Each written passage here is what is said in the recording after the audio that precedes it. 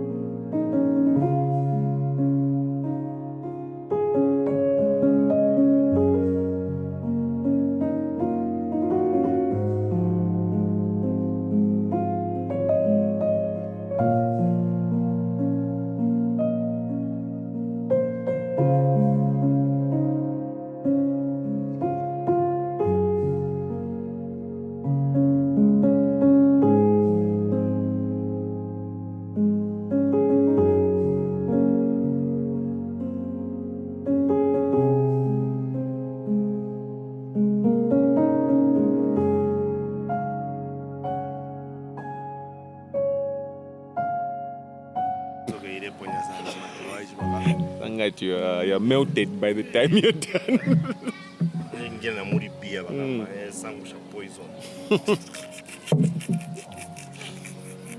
You have to realize. Can I please do a cigarette from you? The jungle is a very dangerous place. Welcome. Yeah, you see, so many podcasts that I do. I was about to introduce this the way I introduced something else. To take on your voice, sorry. It was my mistake. In the bush. We're actually in the bush today. We are surrounded by the nature. Snakes and crocodiles. Reptiles. We're at Kalimba Reptile Farm. This is our second outside the house episode. Under the trees. Under the trees in nature. We might be interrupted by a cicada or a cobra, who knows? You know, represent the cobra society. We got it. We shall have the interview for you. How are you doing, bro? I'm well. It's a good Sunday. You know, nothing better than to relax on a Sunday. What are the things you like? What defines a Sunday as good? What are the boxes? I think I'm that's very nice. Interrupted by a birthday. So much is going on. The people. Yeah. I like nature. I like quietness. I like the sound of natural sounds. You know? Uninterrupted. Uninterrupted. Even this is perfectly fine. Yeah. So have a quiet, easy day is good for me. It's great for you. How was your week? Pretty productive. I could at least read some numbers, changes in some numbers. Okay. What's your is that your proudest achievement this week? That some numbers that you're feeding into a system are growing. Okay. Okay. The magic of numbers, huh? Yeah. I mean, you convert all of your different pieces of work into measurable items. You know, numbers, because there is qualitative and quantitative. But by the way, speak to me like a grade 5. But quantitative. What's the difference between these two? Qualitative is data that is not necessarily measured by specific numbers, but by feeling. Okay. Yeah. So me, I'm qualitative. You are quantitative.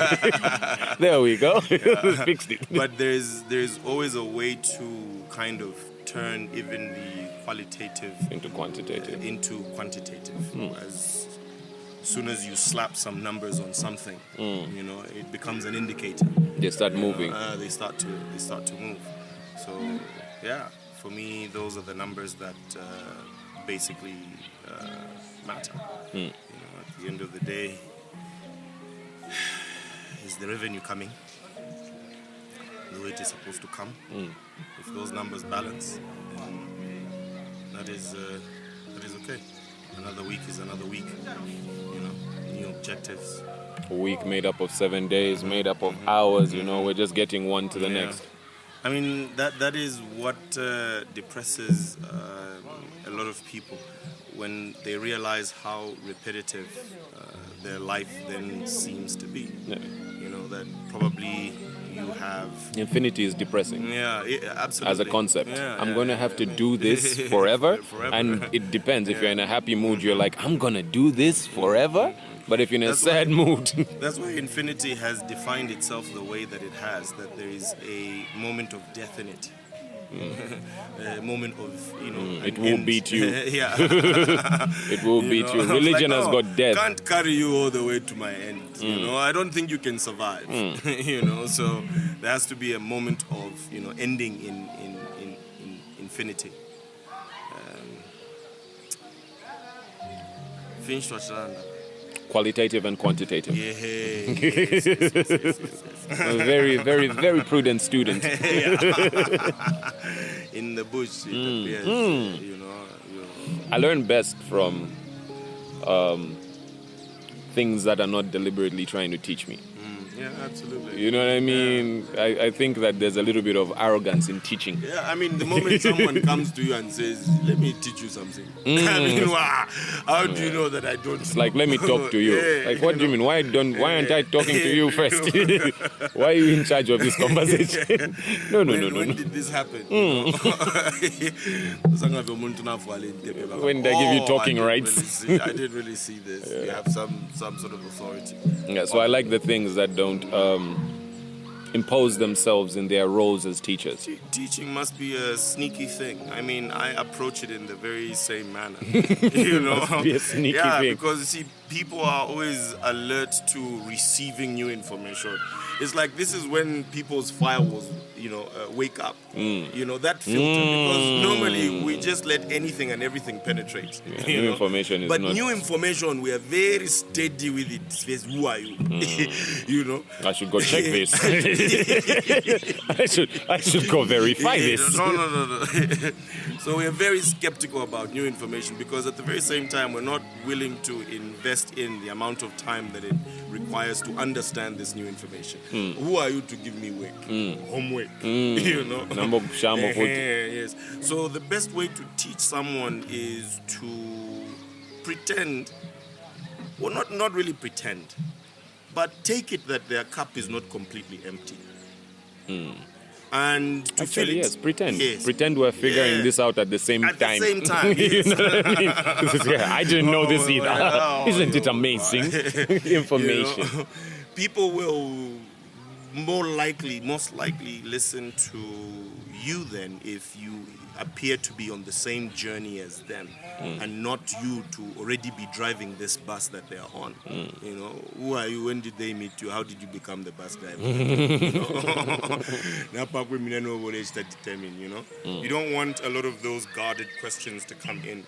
So the learning experience itself must be an enjoyable experience if it is without judgment. You know, it's not something that I have forced upon, you know, you because I see a deficiency in you. How did I even reveal this deficiency? I signed up to school. You know. I signed up. You know. So it has to be done in a very sneaky way, that it's an experience, you know, for both the teacher and the learner. Because the learner even has the ability to ask questions. You know, every time you're teaching something and you find a class does not throw back a question at you, as a teacher, you should be worried. You should be worried. You know, you should be worried. You know, then there are some things that you can basically talk about, which is reiterating when you think in your mind as a teacher, what was the most difficult concept to grasp, you know, in this particular lesson. So you just walk over it and then you see the response, you know. I had my first experience as a teacher last week, a week before. You know, I think I try to teach in my overt profession, which is like music, right? But I had my first experience as somebody in the position of a teacher in front of a class. And it was a pretty interesting experience. Halfway during the lecture, before when I realized what I was talking about and how passionate I was about it, I realized you might be scaring your students. You know what I mean? There was a moment during it that I realized, you might be because of your passion, you know? So this is something you need to sit down and calibrate. When you see someone teach with the passion, you become very interested as a learner. Yeah, because it looks and sounds believable. You know, because I set one of them on fire. Yeah, I was like, music is powerful. There you go. Yeah, so they're at Unza Clinic right now. Let's turn this into a church. Because this form of passion. Isn't that what works about religion? Yeah, absolutely. It's right? passion. Hyperbole type of lessons. It's like it turned water into wine. I'm like, oh my Lord. It has to be a performance. It has to be a miracle. It has to be a miracle, you know. For you to keep on believing, the miracles must keep on happening. I was thinking to myself. Who else do you think to? There are other people multiple people you think. Yeah, but they're still you. Yeah. So who else outside yourself do you think to? Let me repeat. I was thinking to myself the other day, yes. And I thought about the clergy. I was thinking about the pastors, the priests. And I'm like, these guys, I think, are the atheists. Yeah.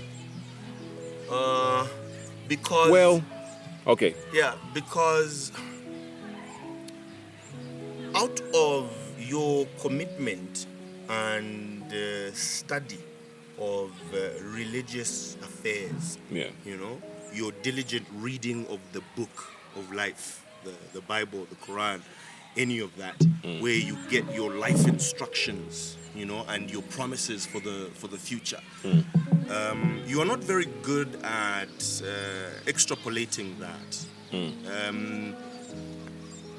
And that is the path to basically understanding this thing that you follow. That if you understand it well enough, you will have an even closer relationship with it. So the further you go into understanding and studying religion, you're basically understanding God. The people that sit at the helm of these churches are the people that have attempted this to their highest degree. I know you are the president of faith. Chief faithist. They know also well that now they are able to come down and teach you the ways. I've just discovered a new word. I'm sorry to disturb you. I've just discovered a new word. A faithist. A faithist, yeah. Someone who really doesn't believe God does not exist. You know what I mean? Someone who really, like he has studied it to the highest level. It's like, yeah, you can continue, sir. Sorry. But you alluded to this in our last episode.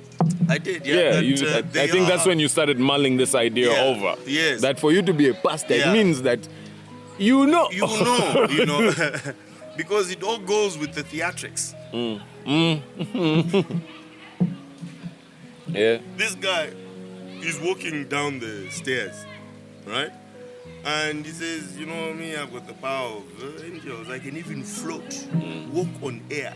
And the camera is there showing him as he's walking down the stairs with his arms spread out. You know, and then the camera starts to lower itself to show his feet. And then some guys come on the side, they lift up, his hands. And then he does this, off the stairs, he lands on the ground. What a time. Like, look at this guy that is doing this. Yeah. You are afraid of such mockery. But they are practicing it.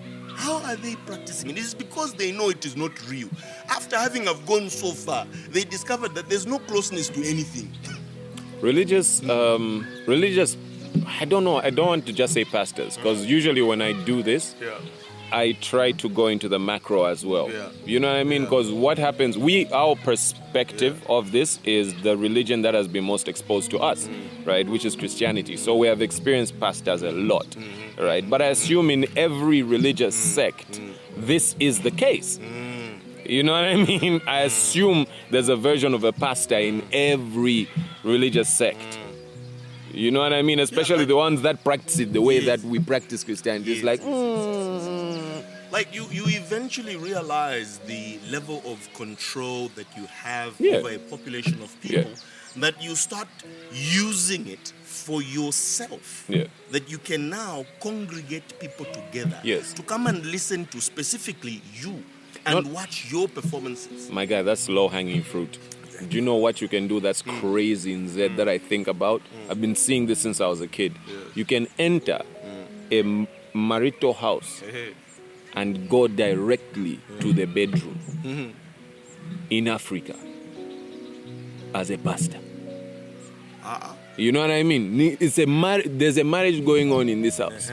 These people have said that Kuchpinda, it's the most sacred place in this house. Yes. Even the children, barakonkonja pa kuingira.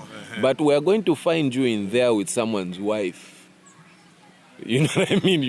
There's been moments like this where it's a husband coming home and he finds the pastor and they are praying for the wife. Why were you doing it for my bedroom? Kaidi, that's why the prayers work. Praying for sex. Good sex. You want children. You can do things like saying, "Oh, you want children? You're infertile. I've got the seed, and I can plant it in you." You know what I'm saying? You know, this thing of crazy. beliefs, I don't understand why we don't quickly see it as problematic. Having to take things on faith, like this is not something that we practice in the real world. Yeah. You know, you don't go in that crocodile pit and then say, maybe that crocodile would snap at me.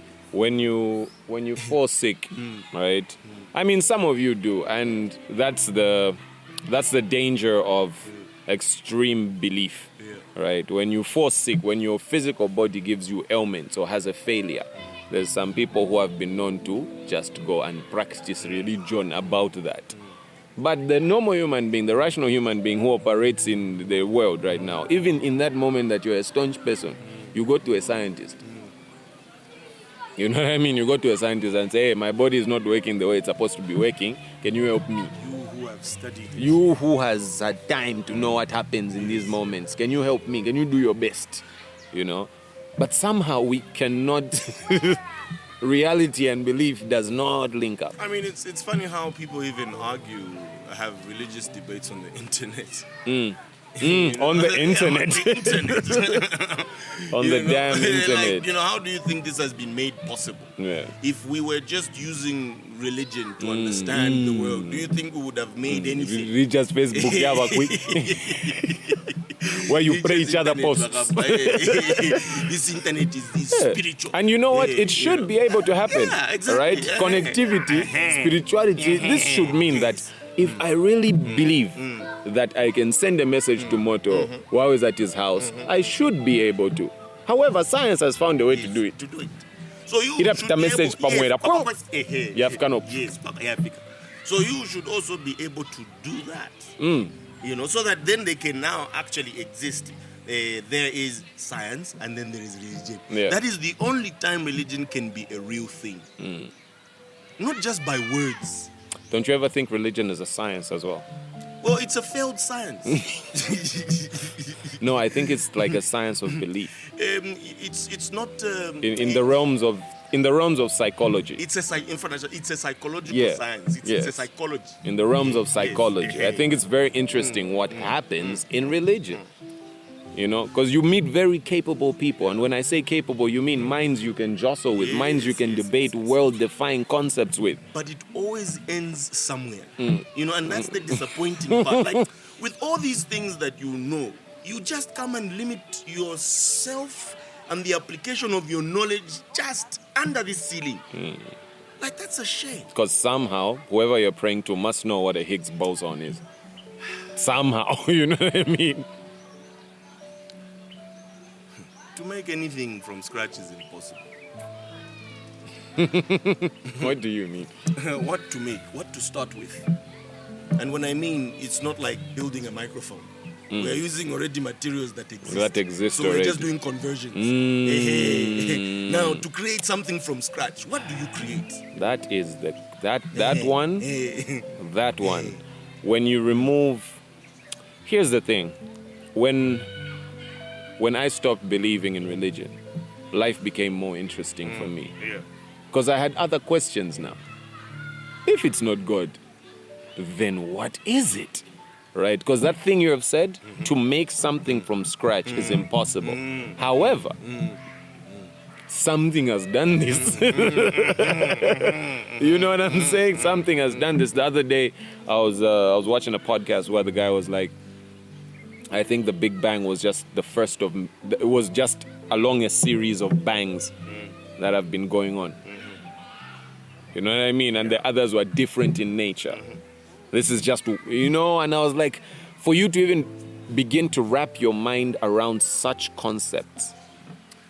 Let's start here. Ants are alive. And they have some sort of a brain, right? Where they understand their environment. They have senses.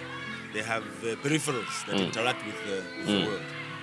So, human beings contemplating the universe is like ants contemplating Lusaka City.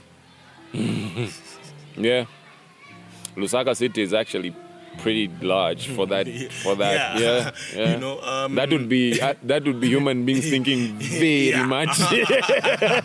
That would be us if we got rid of religion. We would only be able to contemplate Lusaka City. Imagine then how small an idea religion is.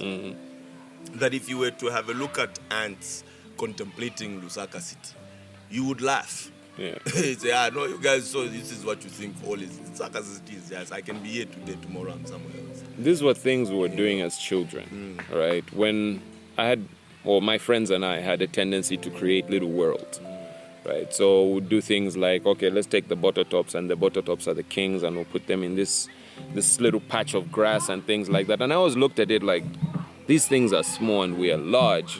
You know what I mean? There was always this like, we're controlling really small things and we are large, and they have got no idea what's going on for them. We're the ones who are controlling these things. The game does not continue unless we control these things. Even as a kid, I was looking at things from like, this is an interesting scale that we're playing with. I didn't have the words, obviously, but I always had a curiosity about things like that, You know, the size of the universe is in twofold.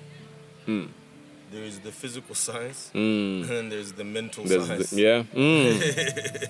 Because we create them as well. Like this is one of them. The way we view it is a world we have created. It's a perspective. So, having religion is like having to build a wall past Pluto.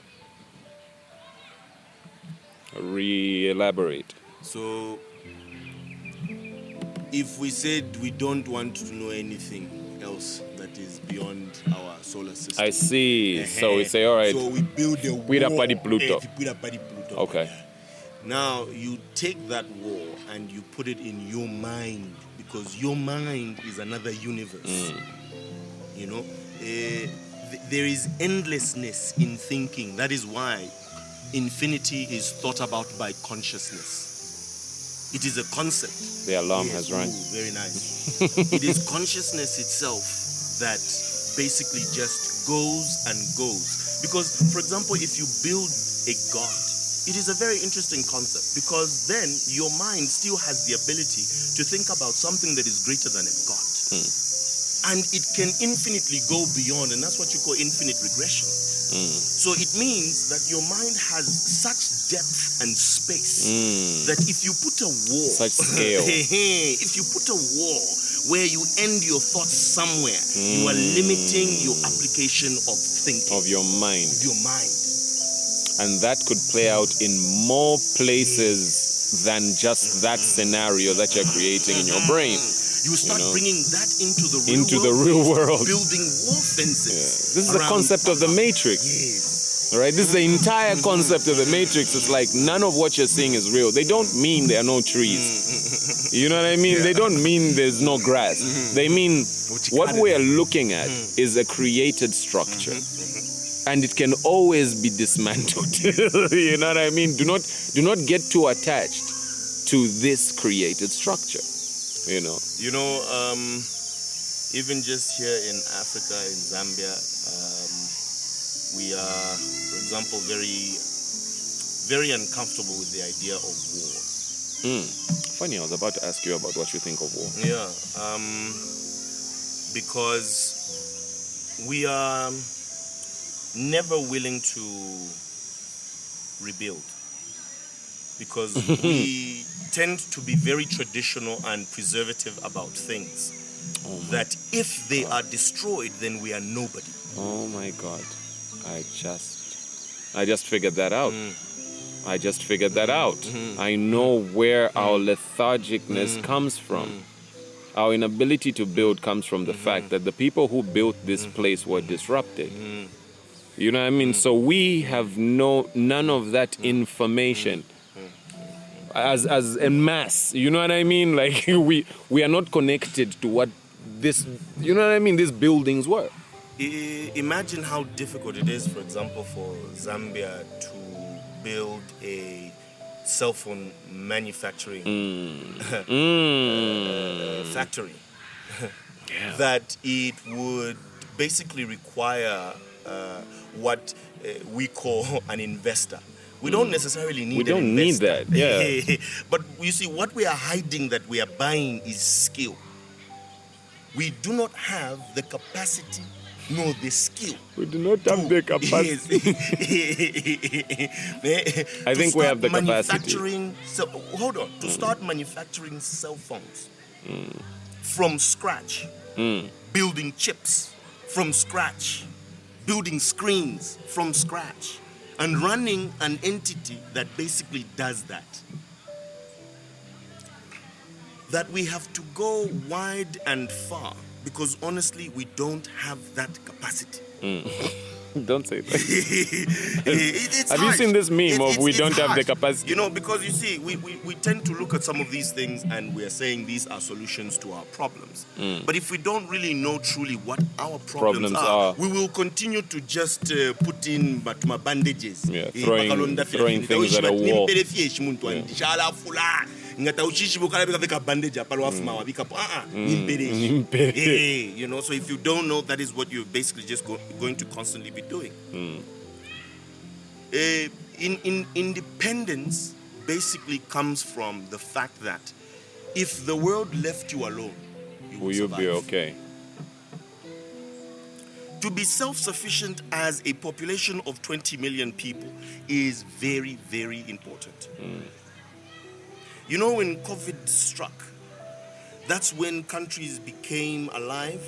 The superpowers started to watch each other as they were responding to the pandemic. Oh, our weakness here, our weakness here. For example, there was an issue with oxygen tanks. Like there's a shortage. What do you mean? There's a shortage. What do you mean? Imagine America being in a position where they're saying there's a shortage of. Where another country, you know what they did? They manufactured them. Yeah. Quick, fast. So they were self-sufficient. Oh, our hospitals, they went and they built hospitals in weeks. Wang, proper isolations. It is just testament to how self-sufficient as a population somebody is. And that is what is very important. So if you bring it back down to home and you're saying, oh, we have brought in an investor that is going to basically build a factory where we're going to be manufacturing mobile phones. It's not that the investor has come with money. The investor has come with skills. They know how to do this, which we don't. So it means that we have to basically go back to the basics. Because imagine if this was a local thing being brought up. Yeah. We do not have to share the dividends between us and another country where this investor is from. Yeah. Because obviously that's where the interest is. Yeah. They are registered there. Somehow they've got some sort of an attachment to where they're coming from. Yeah. So it's not completely yours, you know. So if you're not indigenous about your independence, then it becomes very difficult to survive. Do you think on a scale of 1 to 5, how close do you think we are to that? Who? Us as Africans. On a scale of 1 to 5. 5 being I would put us at 1.1. Well, 1.5. 1.5. we're just aware that there's a problem. Yeah, we're just aware that there's a problem. Yeah.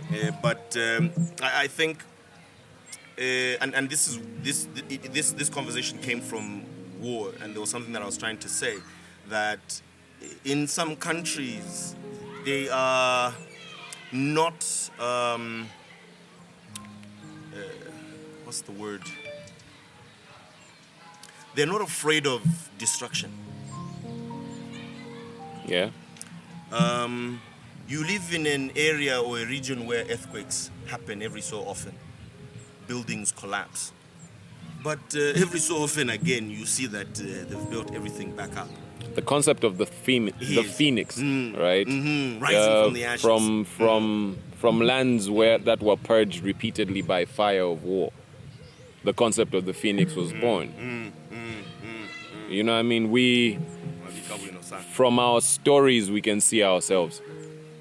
You know what I'm saying? From our stories, we can see. This is why we talk about Kalulu.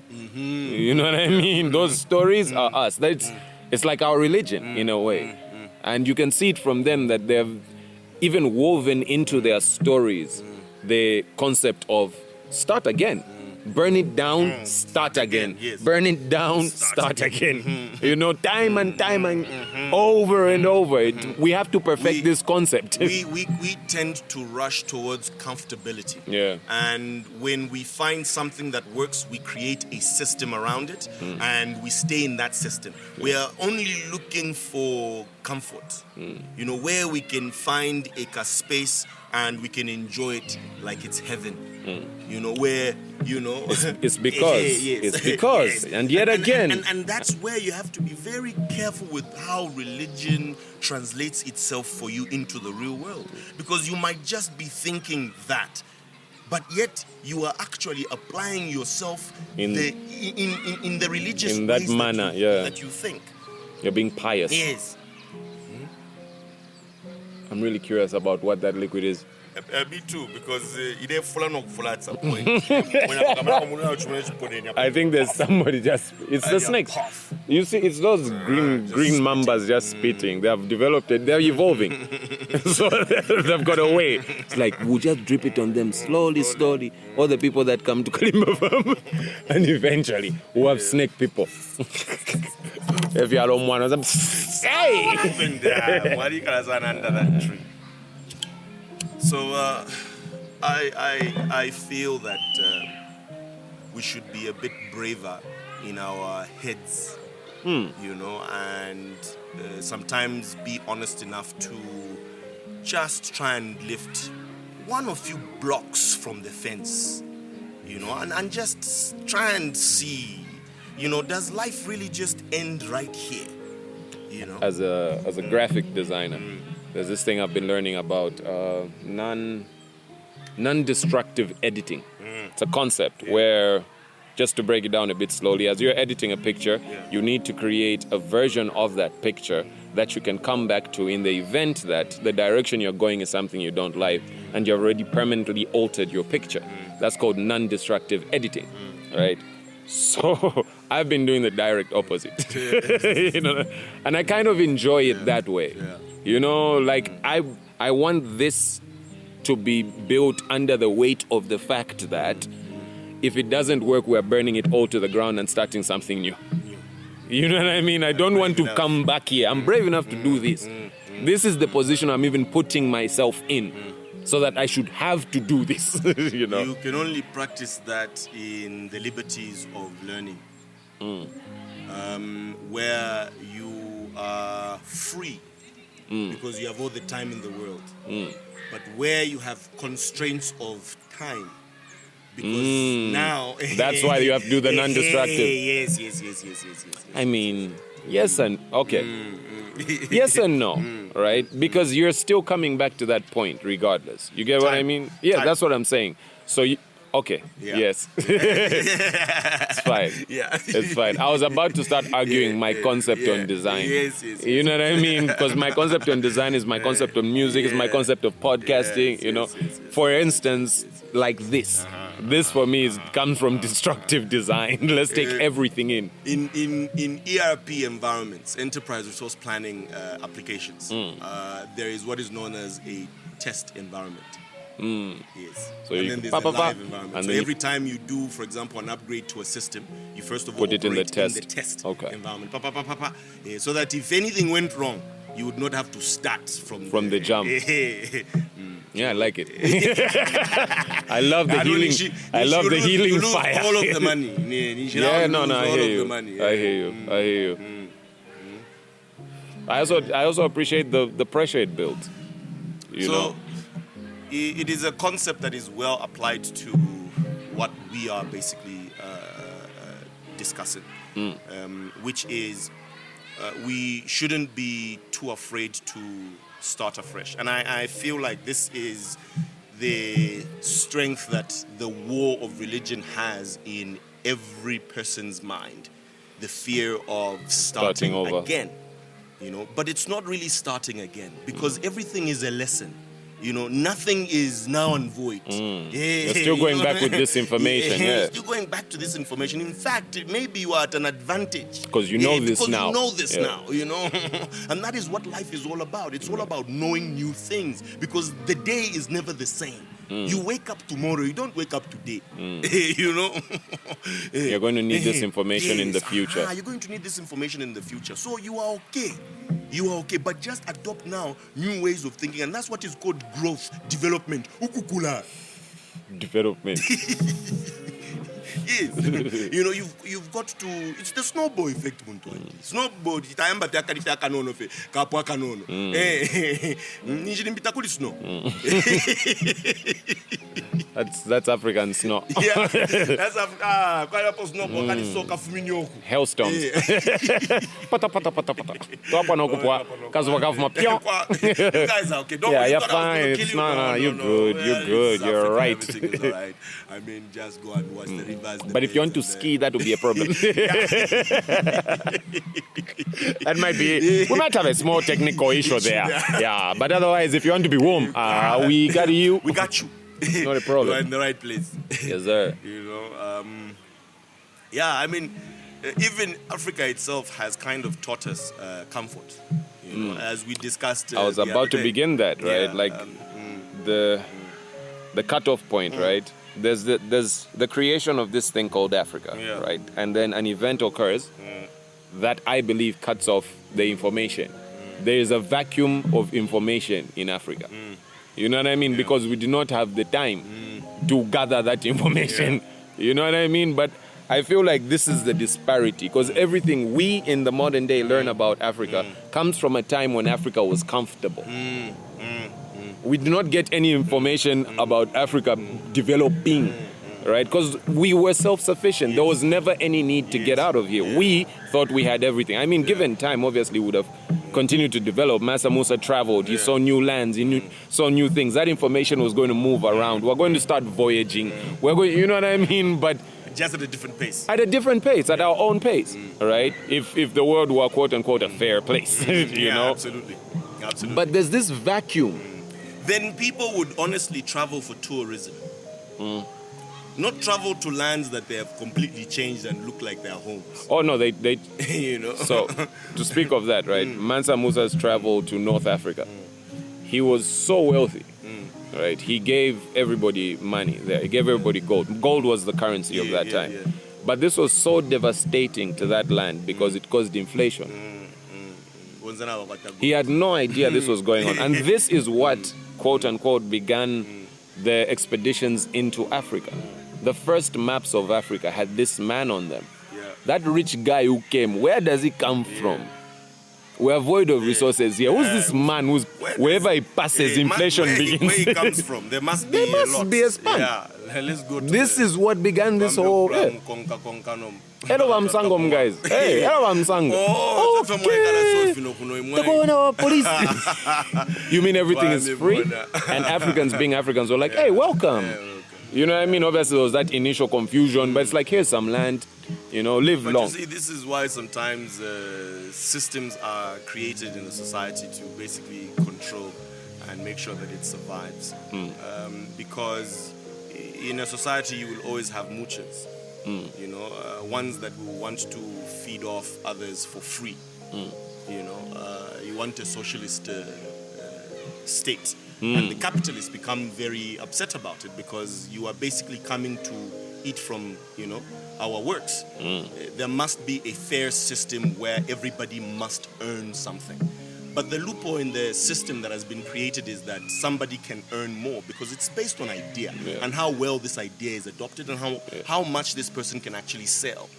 So therefore it leads always to this imbalance, where it's either a capitalist state or a socialist state, because it's virtually impossible to even achieve peace in any of the states.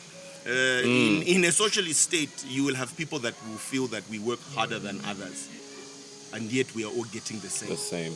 Because by nature, that will be a possibility. You can't all be the same and have the same, passion and strength towards things. Africa and what are they called? The Native Americans had functional socialist societies.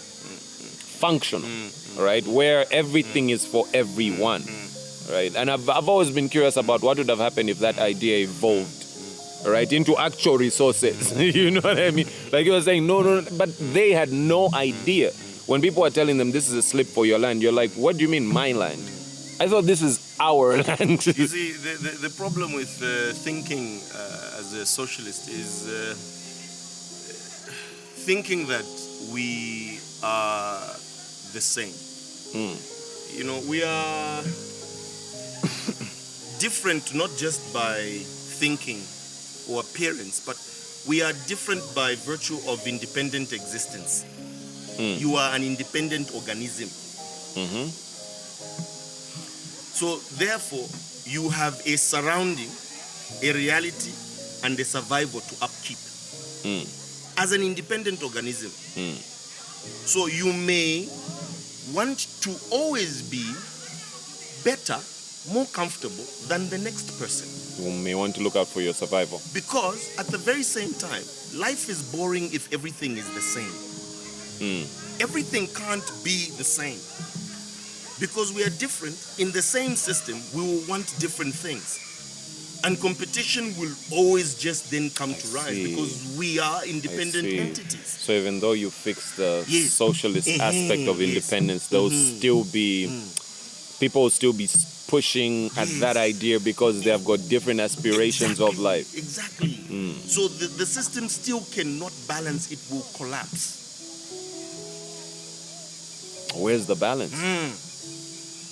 The balance, there is no balance. The balance is in now acquiring so much information about the human experience and being able to effectively calculate it by understanding the difference in cultures, rather the difference in collections of people in specific areas, and creating structures that work specifically for that particular environment. If you're grooming it to become something, then you would direct it with data to transform it and eventually graduate it to another level. But it has to be very well controlled that, for example, the world would need a world leader. I was thinking about the episode from Love, Death and Robots where the yogurt figured it all out. And I was thinking it has to come from outside of the sample. You know what I mean? It can't be human beings to figure this out. It really can't. It has to be an unbiased system. Yes, this is what I'm saying. It can't be from inside of the sample. This is where religion stands as important because they refer to that as the unbiased as the system. Unbiased, The one that controls us. The one they created. How? Come on. That's known as delusion. You have created an unbiased... But you see, going back to this idea that it would be then great to have a world leader, Because there is no reason why, if we were to want to create a socialist system based on the fact that we acknowledge there is empathy and we are empathetic towards people that are suffering, no water, no food, no shelter, no medical access, war and stuff like that. It's so confusing that we're living on the same planet, but we seek to destroy each other. But it's because probably we don't need a god. We need a physical world leader. Because how is Ukraine going to fight Russia? Or how is Russia going to fight Ukraine? If there's one guy. There's one guy. Yeah, there's one guy. That one guy. And we vote him in and out based on the fact that everybody's happy. Everybody got to be happy. One war, a sniff of war, you're out of here. Just resigning on moral grounds. He just resigns. No, somebody shot somebody, I've resigned. But you see, this is the future of the world in trying to create a utopian society, that with the use of artificial intelligence, there will now be these great powers that will seek to control the world. And it will now be possible to control the world based on data, based on access. Yeah. Because it is so very easy when you're all connected and reliant on a tablet to be able to function in this world. Yeah. So that's a way to block you. You ain't gonna have a single thing. So it still then stands to be something that is absolutely relevant, that to fix some of the problems that we have got at a global level is that we would need a consolidating leadership, of the planet. Because for some reason we behave as though they are Martians. Yeah, we act like we have got options. We act like... I can call you motherfuckers and leave. It's like we all live in this one house and everybody wants to stay in their room. Yes. Guys, what's happening? Are you well there? None of that. It's like, no. I'm meditating. Me, I'm doing war. You know what I mean? It's like... There is no leadership in this house called Earth. And it's surprising that we have not really thought about it clearly. That we are living in a very disorganized way. Yeah. Because you think that by having a subset of, 300 million people and leading them, that means you are leading the world. Yeah, no. No. You even call yourself a world leader. No. You're not a world leader. You're not a world leader. You're not a world leader. You're a world representative. 400 million people. You're just a world representative. It's small fraction. It's small fraction. So it's ridiculous if you look at it that then we have not done that. Of course, we've created organizations like the UN, Shanchan, but they have very little power when it comes to actually existing and being for the purpose for which it was created for. For example, the UN. Yeah. Like it's got very little toothless. power. Very toothless. Yeah. Because if there is war that has broken out between two countries, you are the ones that are supposed to go there and say, hey, it's the idea. It's the power of the human brain. Yes. We can create these things. You've seen them break apart so many times. You know what I mean? There was a similar thing in the time of Mr. Adolf Hitler. And how simple it was for him to say, what do you mean I have to follow those rules? You know what I mean? You see how powerless these things are in that moment. Exactly. Oh, you guys are going to have a meeting. I'm going to gas people. What you going to do? Right? Mr. Putin is proving the same thing right now. It's because these people have a power. All right? You have independent, what you call countries. You have subcontracted countries. So a country is a collection of people, and one country can be worth 400 million people. And that could mean a lot. Because those 400 million people have created relationships with 200 million people on the other side. Yep. And 400 million on the other side. So it means that if this person is a leader of 400 million people, he's not necessarily a leader of 400 million people. He's a leader of 400 million people plus the 400 relationships that these 400 million people have outside of this particular country. So then you sit there being toothless, because the moment this person removes themselves, Yeah. then What are it you is gonna do? absolutely nothing. What are you gonna say? Yeah. Oh, guy. So our next evolution would be, because you see, as an idea to sell it, they would say, You're about to we've say- already thought about it. You're about to say building an AI. Are you about to say building an AI? But you see, the thing is, we have also learned that really nothing is impossible. It is Yeah. just time. You know, nothing is impossible. So I would think that this is something that would obviously be worth exploring, because as a collective organism, we are set in a space of unlimited freedom. And our future, basically, we have realized, is not just here on the planet, but our future is can to be do. able to make use of space. Yeah. To expand. Is to expand. Yeah. We are trying to do what the universe is doing. You know, there is the thing called the Kachasu scale, you know, which describes the civility of a civilization Based on the energy that based it on uses. the energy consumption. Okay. Yes. So if you are No able to fine. harness, if you are able to harness a lot more energy, then that means that you have built machines that are able to kind of defeat space and time, you know, to some degree. They can harness gravity. Exactly. You know what I Yes, mean? make use of it, you know? Gravity muntu andikupangira chi. So, for example, here on Earth, we're using nuclear, energy. We're using hydro energy. We're using Carbon-based. core energy, carbon-based, energy. But we are not able to, because the phone, you need to constantly charge it. It would be amazing if there's birds just pissing on us. But Yeah, I mean, we're sitting under a tree. Kardashev. Get back to Yes. Kardashev. Yeah. So we realize that most of our endeavors in expansion is our inability to harness energy. That our access to energy is very limited. So the next level on the scale would be to be able to harness energy directly from the sun. For example, scientists hypothesize building what is known as I had this word in my head.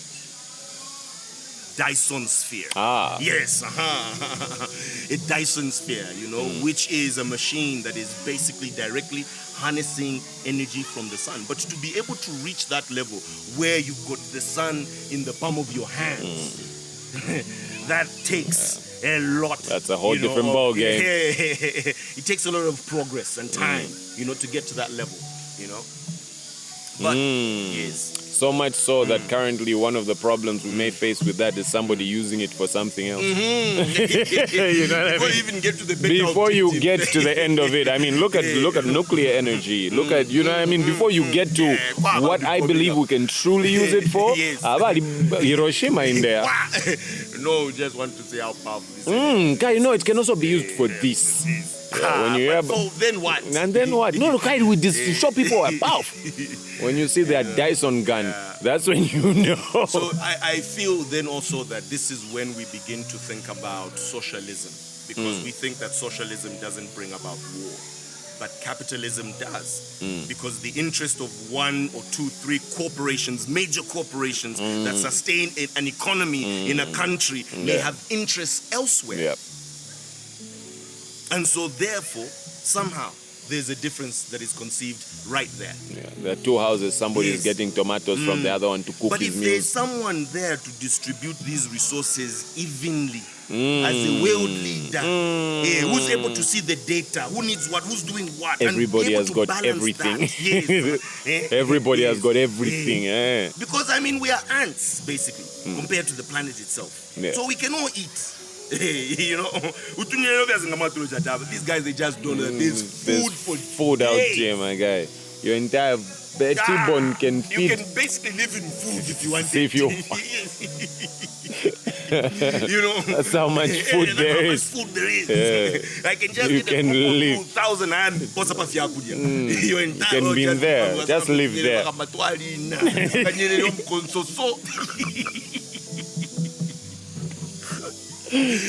Well fed.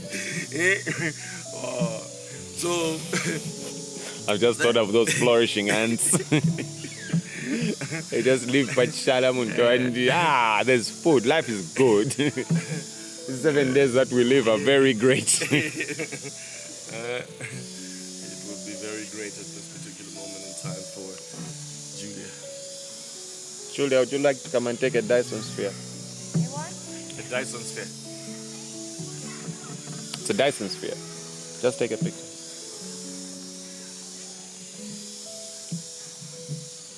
They said on the audio podcast and went quiet while the people are listening to them. Love it. Love it infinitely.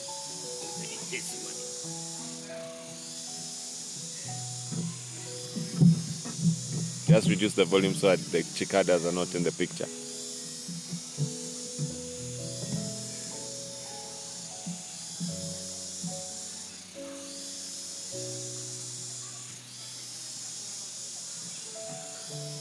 Wonderful.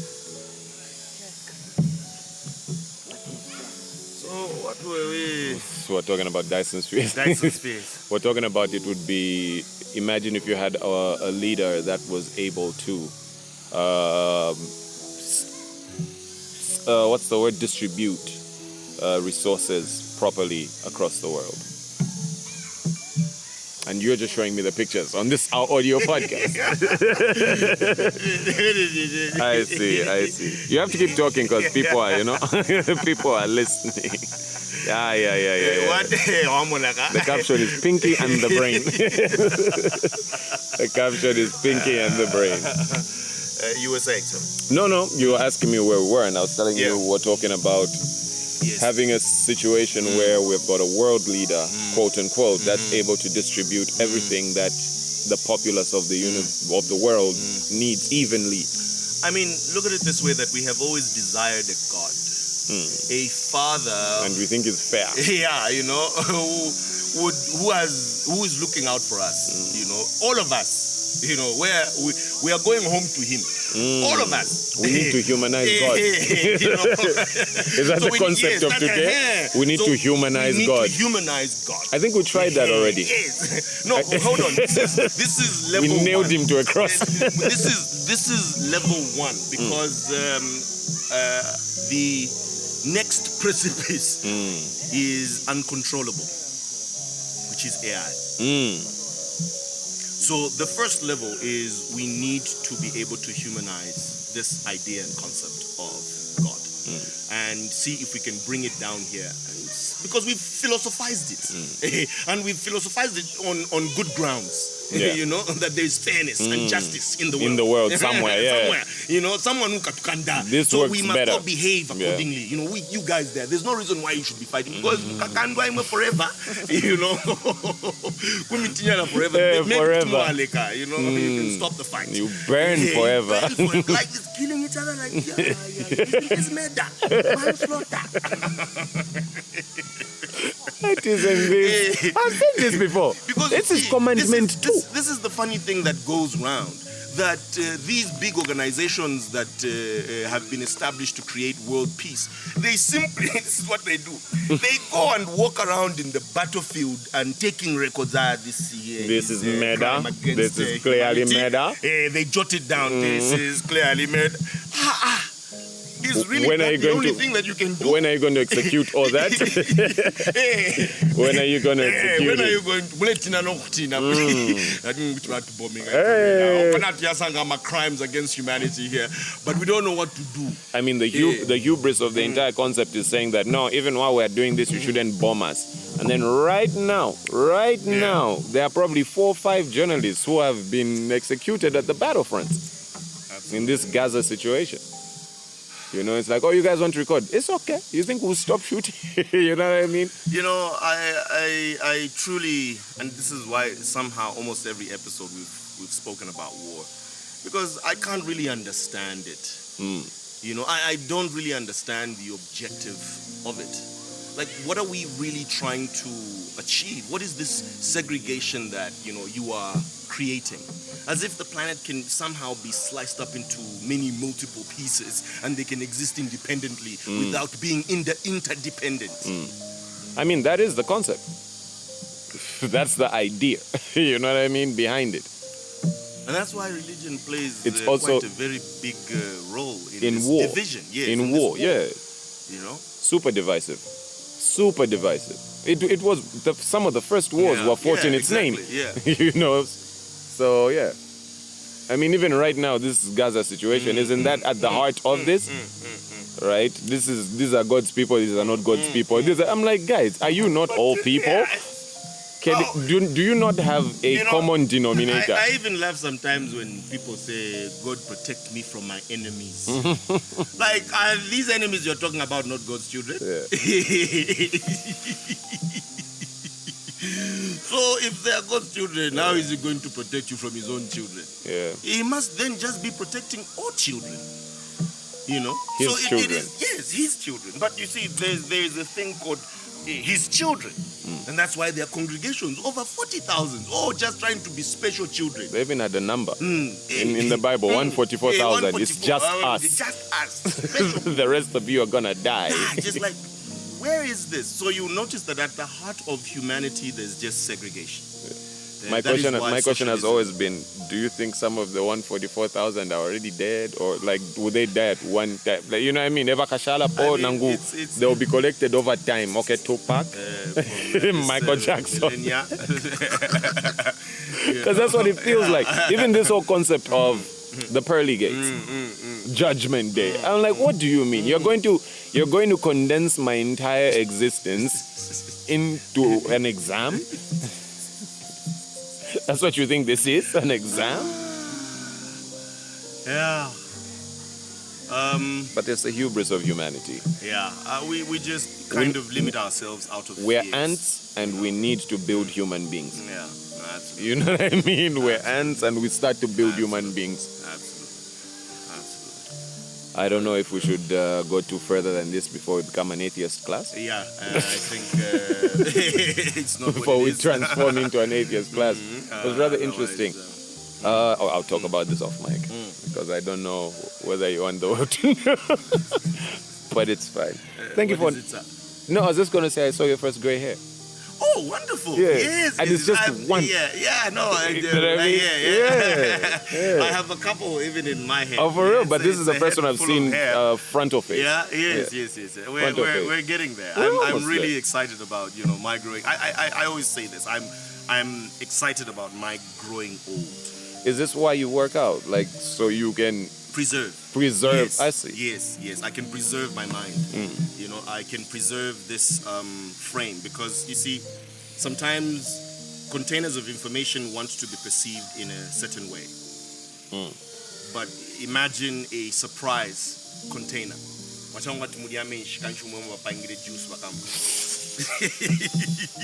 You know what I hate about this thing? We go a long way to talk about, to demythicize religion, and then start giving parables. Using parables as literary subject anyway. Because that's how we human beings want to describe the experience of life. That it has to be described in words that are special. We need the explainers. experience itself is quite. We need explainers. That's what language is. Yes. We need names for things. You know what I mean? So that we can remember them when we meet them again. Oh, this is a thing. This is a thing. This is a rock again. And if anything, if there's one thing that's truly brilliant about human beings, has been our ability to name things. Yeah. Even just language on its own. The ability to create words for each, and we've computed. Coding. We've coded our existence. Coded. And we've transferred this coding now to things that can process our natural environment way faster. And this is why the topic of artificial intelligence keeps coming up in all of our discussions, because everybody needs to understand what artificial intelligence means. This is not a computer. This is a simulation of thought, human creativity. This is information in, like, what's the word? Information in motion. Yes. You know what I mean? Not that collect first, and then this is what information would look like if it were alive. Exactly. You know what I mean? And operating on its own. It's an operating system. We're turning Yeah. the natural environment into an operating system because now you have something that is able to read the environment much faster because it's using computing power. Yeah. And brilliant. Yes, it's absolutely amazing. And When we're not blowing each other up, we're a pretty amazing bunch. we'll be sad. You know what I mean? I think we're pretty cool. I think we're pretty cool. We can do a lot. We can do a lot more. We can do a lot. People usually ask me, say, religion is just a belief. Why do you bother with trying to dissect it and tell people to, stay away from it? That's what we're talking about. Here's the reason I do. It's because I believe human beings are brilliant organisms. And I believe we have done amazing things. Some of those amazing things are inventing religion. Absolutely. You know what I mean? How we even remove ourselves from it. Yes, because it's us who did it. There's nobody. Have you ever seen another book written like, if you can replicate that? Tuaripangakale. How are you forgetting that? We've written the best-selling book that we apply to our lives. We even believe it. And then say, no, so you thought God sent the angels to come and sell the Bible for it to be the best-selling? No. It's you has been selling You wrote it and you were amazed by it out of your own brilliance. Yeah, it's like, and you adopted it. And you saw, and there it was. And there it was. And so it was. I don't know why we transfer this greatness to other things. To this one other thing, and then consider ourselves as imperfect. And yet we are the ones that even describe the word or define the word perfect and imperfect. We are the owners. It's what's the word? It's piety. Yes, humble. We have to be humble. That's the age. It's piety. We have to be humble.